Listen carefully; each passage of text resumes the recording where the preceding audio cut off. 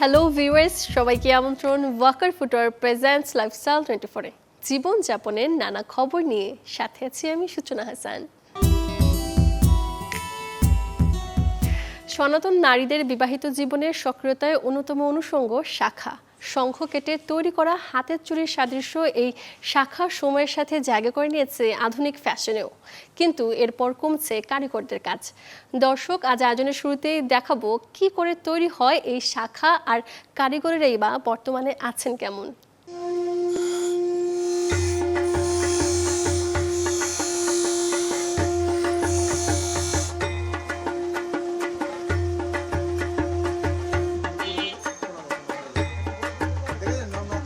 আমরা প্রথম হচ্ছে এটা বড় হইলে ভাঙি, একটা সাইজের ব্যাপার আছে। তারপরে আমরা ঠিক এইভাবে একটা কাটিং হয়, এইভাবে একটা কাটিং হইলে তারপর আমাদের কাছে আসলে আমরা নকশাটা করি। এটা হলো তোমার শাখার উপরে অনেক সময় নির্ভর করে। এইরকম হয় একটা শাখার থেকে এক জোড়াও হয়, হ্যাঁ, আর এইরকম হয় তোমার 2 জোড়া, 3 জোড়া, 4 জোড়া। এটা সাইজের উপরে অনেকটা নির্ভর করে। বুড়িগঙ্গার কোল ঘেঁষে পুরান ঢাকার এই ঐতিহাসিক এলাকা শাঁখারী বাজার। এলাকায় বসবাসরত শাঁখারীদের নাম অনুসারেই জায়গাটির নামকরণ। তবে সময়ের পরিক্রমায় শাখা কারিগরদের সংখ্যা গেছে কমে। উপায় তো নাই, উপায় নাই মানে ব্যবসা এই কাজটা তো চাইরা এই বয়সে তো আর অন্য কোনো কাজ করার কোনো সুযোগও নেই। আগের মজুরিটা তো এখনও রয়েছে, হয়তো 2-4-5 টাকা বাড়ছে। মূলত শ্রীলঙ্কা এবং ভারতের চেন্নাই থেকে শঙ্খ আমদানি করা হয়, তারপর দেশীয় শাঁখারীরা সেই শঙ্খ কেটে নকশা করেন। না, এটা নির্ভর করে আমাদের উপর।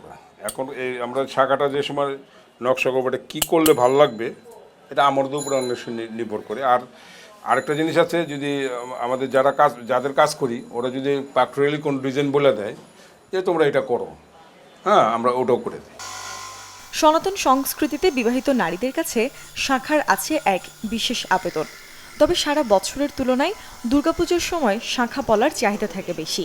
শখের শাখাটি বেছে নিতে চলে চুলচেরা বিশ্লেষণ। বেশি আঁকাবাঁকা হলে চলবে না, হাতের মাপের সাথে হতে হবে মানানসই এবং মজবুত।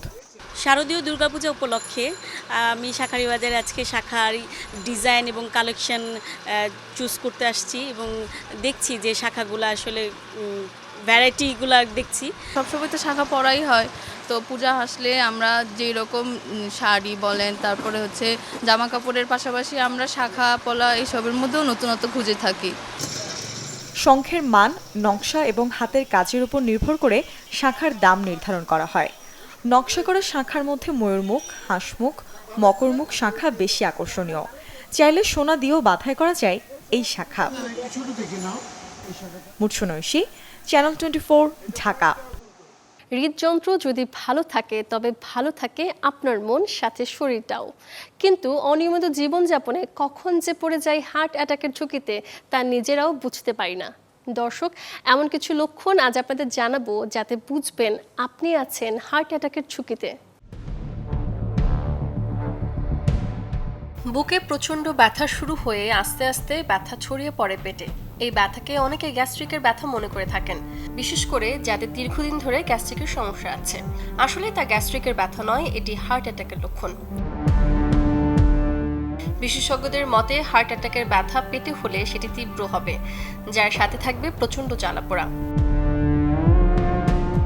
এছাড়া বুকের মাঝখানে প্রচণ্ড ব্যথা অনুভূত হওয়া, আস্তে আস্তে সেই ব্যথা ছোঁয়ালে কিংবা বাম কাঁধ ও হাতে ছড়িয়ে পড়া, এরকম ব্যথা দেখা দিলে দ্রুত শরণাপন্ন হতে হবে চিকিৎসকের।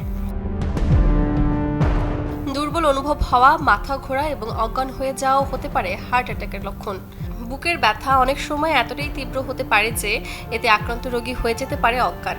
এটিও হতে পারে হার্ট অ্যাটাকের লক্ষণ। ব্রিটিশ হার্ট ফাউন্ডেশনের তথ্য মতে বমি বমি ভাব কিংবা বমি শুরু হলে সেটি হার্ট অ্যাটাকের লক্ষণ নয়। তবে যদি বমির সাথে বুকে তীব্র ব্যথা ও অস্বস্তি থাকে তাহলে সেটিও হতে পারে হার্ট অ্যাটাকের উপসর্গ। যদি হার্ট অ্যাটাকের পর হার্ট ফেলের দিকে যায় তাহলে শুরু হতে পারে তার শ্বাসকষ্ট, কারণ হার্ট যখন অকেজো হয়ে পড়ে তখন ফুসফুসে পানি চলে আসে। এর কারণে রোগীর অনুভূত হয় শ্বাসকষ্টের। অতিরিক্ত ঘাম হওয়াও হার্ট অ্যাটাকের লক্ষণ। তবে শরীর চর্চা করার সময় বা খুব গরমে যদি ঘাম হয় সেটা স্বাভাবিক।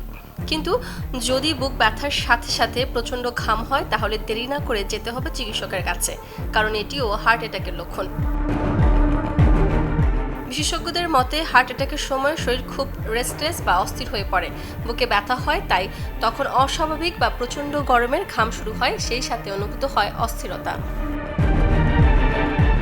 এসব উপসর্গ ছাড়াও বুক ধড়ফড় করা, কাজে মনোযোগে অভাব, চোখে ঝাপসা দেখা, ক্ষুধা মন্দা, হাতে ব্যথা কিংবা রাতে শ্বাস নিতে কষ্ট হওয়া এসবই হতে পারে হার্ট অ্যাটাকের উপসর্গ। Desk report, channel 24। আদরের ছোট্ট সোনামণি ধীরে ধীরে বেড়ে উঠছে, কিন্তু উঠছে না সময় মতো তার দুধ দাঁত, জানিয়ে দুশ্চিন্তার ভাঁজ থাকে অভিভাবকদের কপালে। দর্শক, এই বিষয়ে আজ আপনাদের জানাবো একজন দন্ত বিশেষজ্ঞের পরামর্শ। একটি শিশুর দাঁত ওঠার বয়স হলো 6 মাস থেকে 12 মাস। কোনো কোনো ক্ষেত্রে 1 থেকে 1.5 মাস আগে অথবা পরে উঠতে পারে, এতে ওয়ারিড হওয়ার কিছু নেই।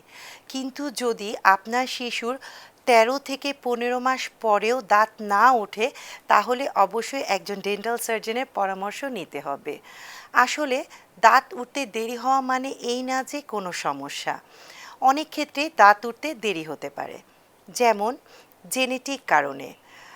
আমাদের জিন আমাদের নির্ধারণ করে দেয় আমাদের গায়ের রং, আমাদের চুলের কালার, আমাদের চুল কতটুকু লম্বা হবে, আমাদের দাঁত কখন উঠবে।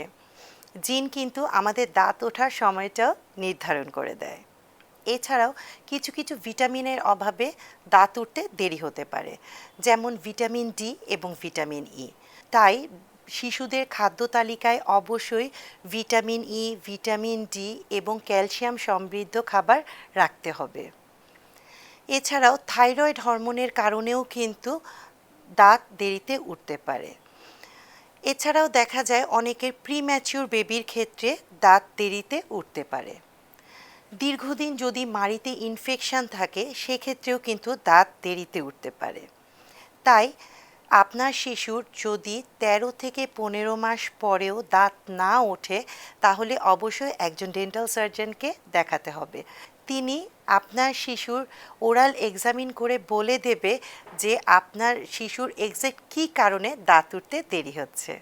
নিউ ইয়র্ক শহরে বসেছিল সবচেয়ে বড় জাপানিজ ফুড ফেস্টিভ্যাল, যেখানে মজাদার সব খাবার উপভোগে এক হয়েছিলেন প্রায় 5 লাখ ভোজন রসিক। কেমন ছিল সেই আয়োজন, চলুন দেখে আসি তারই এক ঝলক। এত মানুষের ভিড় দেখে কিছুটা ভড়কে যাবারই কথা। হচ্ছেটা কি এখানে?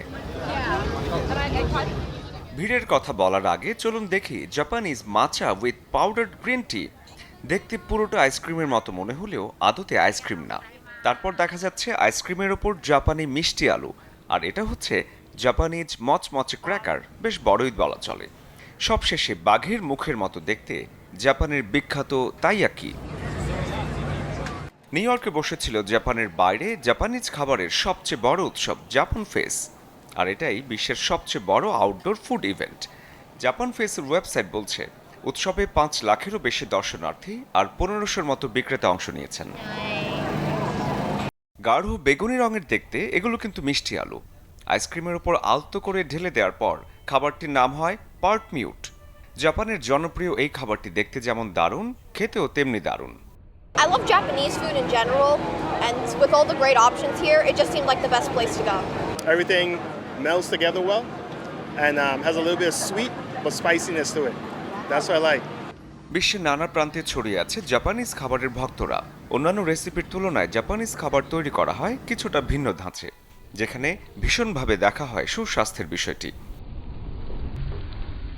নানা রকমের আর নানা স্বাদের জাপানি খাবার সুযোগ হলে একবার চেখে দেখতে পারেন। শরীফুল হক, চ্যানেল 24। এই ছিল ওয়াকার ফুটওয়ার প্রেজেন্টস লাইফস্টাইল 24-এর আজকের আয়োজন। জীবনযাপনের নানা খবরের সাথে দেখা হবে আগামীকাল। সে পর্যন্ত সবাই ভালো থাকুন, সুস্থ থাকুন, অবশ্যই চোখ রাখুন চ্যানেল 24 পর্দায়।